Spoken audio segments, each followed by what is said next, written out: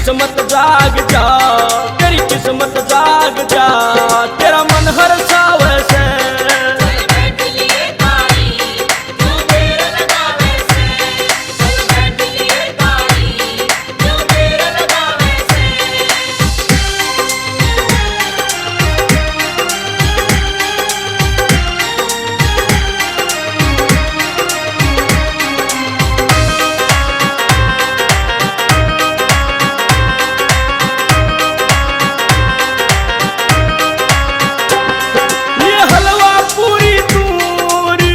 लगावण ने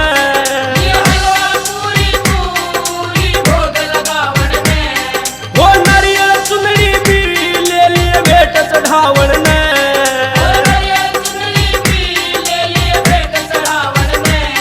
री जोत जगावण ने, री जोत जगावण ने, की देसी तावे से।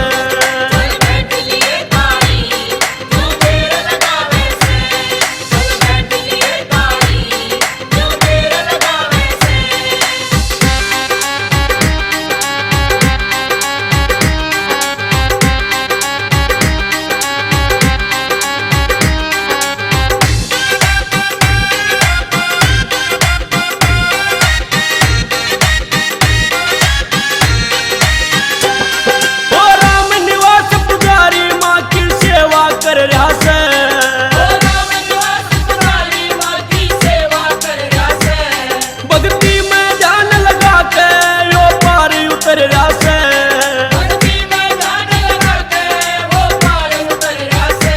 आशीर्वाद मिल रहा से, आशीर्वाद मिल रहा से, रमेश कौशिक गावे से।